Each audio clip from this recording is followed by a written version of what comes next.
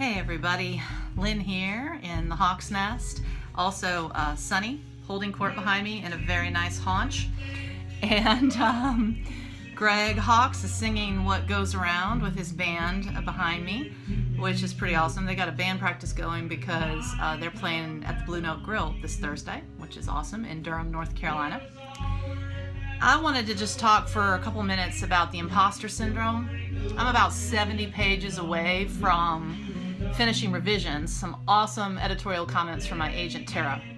And you know, when you first get edits back from anybody, editors, agents, whoever, the first thing you might feel, I don't know if you go through what I do, but this sense of like, oh my gosh, I don't know what the heck I'm doing. I suck. And in fact, Marion Keys, an author at the Am Writing hashtag the other day on Instagram, had this funny look on her face as she was reporting all the edits she had to do for her agent. She's like, or it was her editor, and she's like, why doesn't she just write it herself? And though I haven't had that thought, I have often felt when I see edits, wow, I just don't get this writing thing.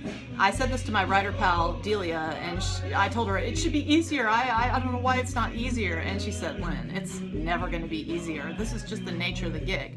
In the way anything that's worth doing, that's a challenge to do, is always going to demand your best talent, persistence, and your time. So I got 4 ways to fight imposter syndrome.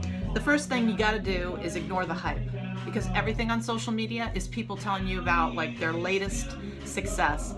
And there are really insidious chemicals in American water, the culture, the water of our culture, I guess you could say, to extend the metaphor. You got to win, you got to be the biggest, you got to be the best, you got to be the fastest, you got to do it young.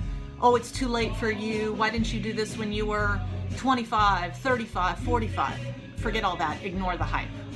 The next thing you have to do that I think is really important, has kept me going, which with my young adult novel, No Small Thing, you got to find the source of your faith. And for me, my passion for this project about high school students, investigative journalism, academic fraud, basketball, all these things that I'm very interested in, I feel a mission to really tell this story. So I got to go back, find the source of my faith, and say, I'm getting back to this thing. I am ignoring the hype. I'm not an imposter. I actually have something to say, and only I can say it in this particular way. So that's the other thing I do, or try anyway. Doesn't always work.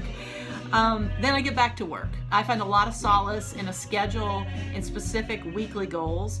One of the things I told Tara when I got her edits last week, I'm like, I'm going to take a week to do this.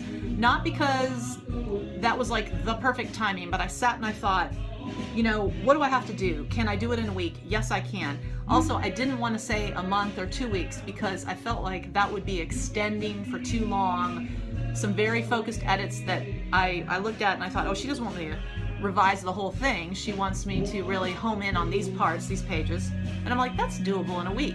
So that focused schedule has gotten out of my head all the worries and the fear that I suck. So that helps.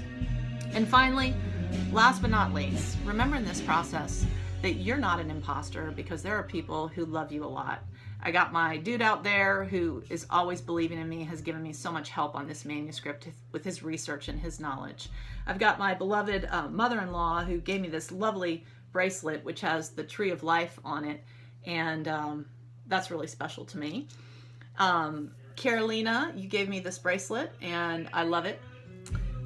My parents gave me these lovely rings, and this is from Madeline, my namesake, or is it the other way around? I was named for her. She's my paternal grandmother who passed away when I was 1.